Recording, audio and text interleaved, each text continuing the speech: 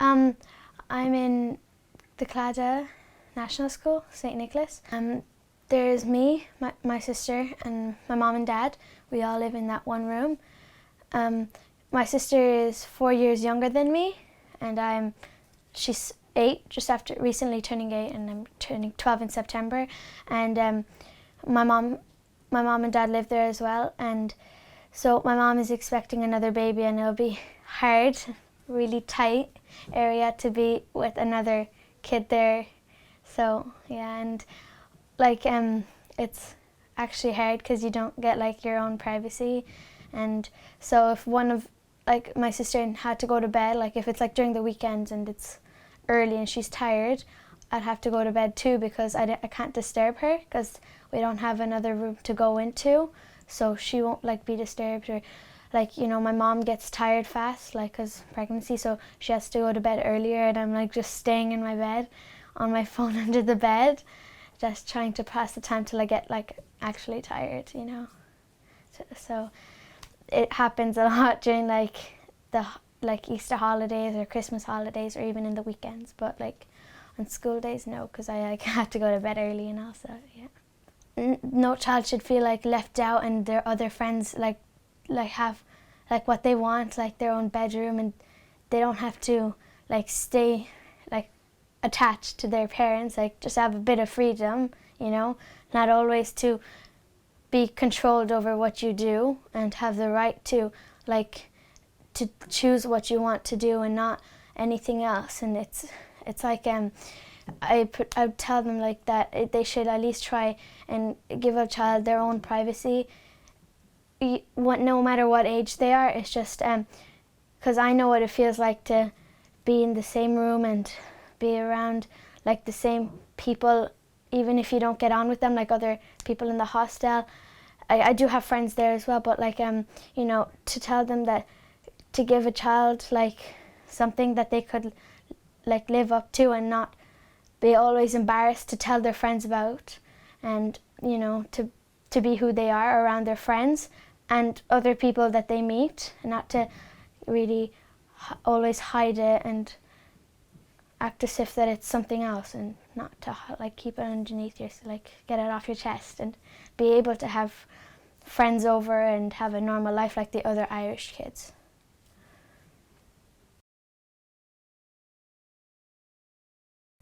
I came to Ireland in 2010, and I go to the Mercy, doing my Leaving Cert now. I like the Mercy. It's a really good school. It's different in a good way, and the education here is way better, and like they help you, and they're more nicer about things when they explain stuff in school. But it's stressful because the fact that I live in a hostel, I think that's affecting my studies, because I don't see the point of studying sometimes, because I don't even know if I'm going to go to college next year or university, but I still try my best because you never know. Half the friends I have don't know I live in a hostel because I don't like talking about it, because I think if I told them that I lived in a hostel, they'd probably look down on me and probably ask me questions, which I really don't want to answer because I'm not in the position to answer those questions. If I go to university, hopefully I'll be doing nursing studies, and from then on, hopefully I'll be in a hospital helping people, because that's what I like to do. I like to help people. I'm not afraid of blood like other people, but like, yeah, I think being around medicine and stuff is where I want to be. Yeah. It's not too long ago, I was bullied before. Sorry.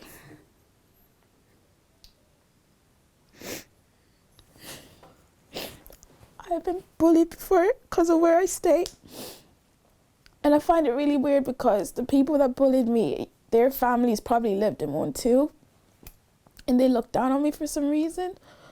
And I just didn't like the way I was being bullied because I lived in a hostel. Because to be honest, there's nothing wrong with living in a hostel. And like, we all have issues. We're all there for a reason, hoping to leave sooner or later. But the way people look down on you because you live in a hostel, it hurts a lot. Like, it actually hurts a lot, and sometimes I just want to leave and go back to where I came from, because I'd rather stay there in my own house, even though it could be dangerous, but it's better than being laughed at and looked down on just because you live in a hostel. They probably think you have problems, even though I do. But like, I don't like bringing up those problems. I don't like bringing up those problems.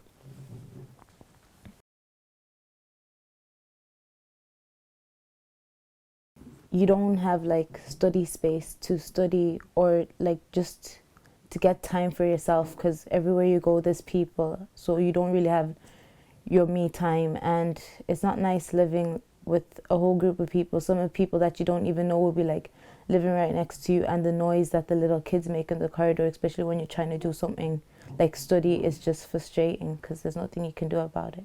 I want to design software and set up my own company when I grow older. It's not fair that you put a group of people into what you call a direct provision system, which is more like prison, but an open prison to me. Because you go home, you have your meals are arranged for you, you don't plan it yourself. And we're not allowed to like further on our education after secondary school. You have to like finish secondary school and that's it. And then you'll just have to wait for a number certain of years. And with people, because I need to constantly be learning. I can't take a break when I'm learning something. So when I finish secondary school, I want to go straight into college. I don't want to take a break or anything. I just want to go straight onto college and finish what I'm doing so I can grow up, get my own place, have my own job, and learn to help myself and not be helped, just provide for myself and everything.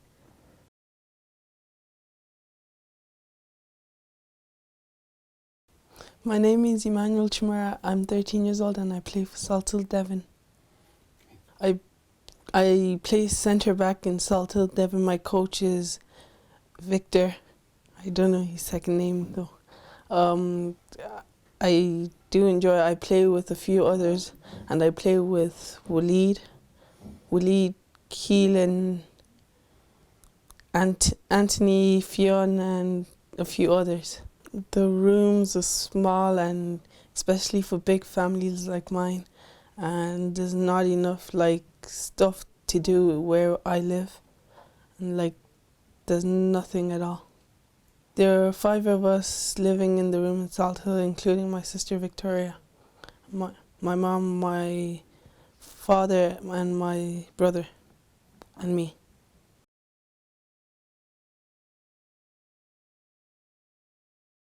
Well, I have 3 younger siblings, and we all live in the same room with my mother, and it's not really good because we don't have personal space, and it's very complicated in the room. Like people, like when we want to go to school in the morning, we have to take turns using the bathroom. You know, a lot of arguments in the morning because of the space of the room. Different types of things. You know, I would say to the Irish government that it's not an easy place to be. They should try and put themselves in our shoes and just imagine how a human being, like family, can live in one room. It's a tight space, it's not good. Like, my mom's not working because she's under direct provision. She can't, cater for our needs. We have to, we don't choose what we want to eat. They just give us food, any portion, like, it's just not easy. And there's people asking me why do you live in the hostel, and it's very hard to reply because most of them don't understand, and some of them are like really racist. So they should just try and put themselves in our shoes and see how it is. I feel like I'm a Galway girl.